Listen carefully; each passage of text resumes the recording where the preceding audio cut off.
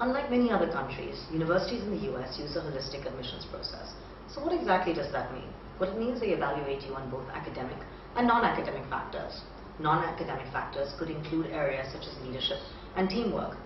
So if you are strong in academics but weak in all other areas, you're likely not to be successful. I've come across applicants who have very, very strong academic scores in both high school or undergraduate, and also very good standardized test scores. However, they've not been successful in their quest to get into their dream university.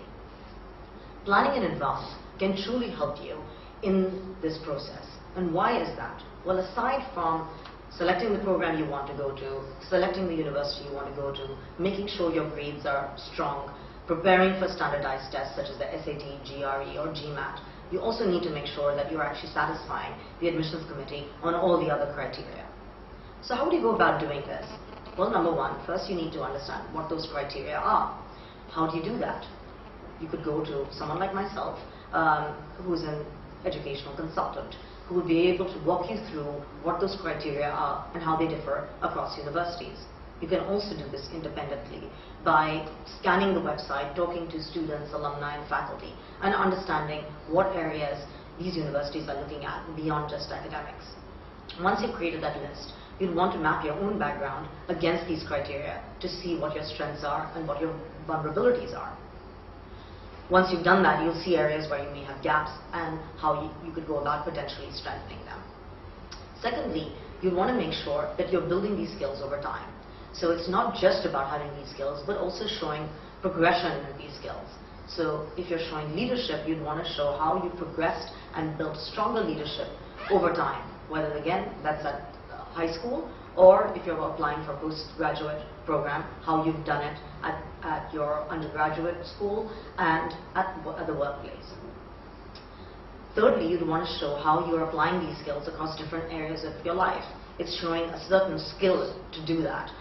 It shows that you are able to do this consistently as well. So you don't want to just be doing it once, you want to show that you are consistently a strong leader and that you can do it both at school, at work, in the community, potentially at home, in your personal life, in whatever areas you may actually be involved in. Fourthly, you'd want to actually show how you're differentiating yourself from other applicants. Universities in the US are looking for a diverse class, and they want to see something unique in you that they want to bring into that classroom. So you're going to want to find that hook that admissions committees are going to find appealing, and that takes time as well. I found now, looking at lots of places in different parts of the world, particularly in the US, that some people are starting really early when it looks to applying to universities. So if it's undergraduate, some people are starting as early as class 9. And if it's postgraduate, they may be starting a couple of years in advance. That's why at FutureWorks Consulting, we actually have a separate product called Pre-Application Strategies. And what do?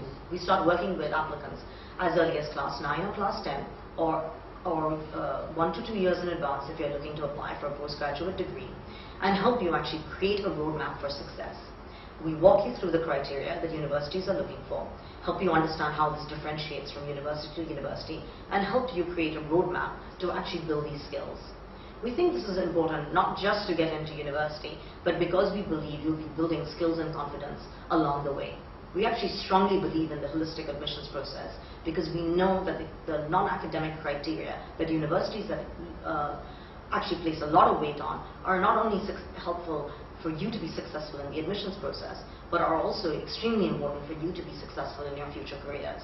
And we believe that it's important for you to use this admissions process to build skills that are going to help you be successful in the rest of your life.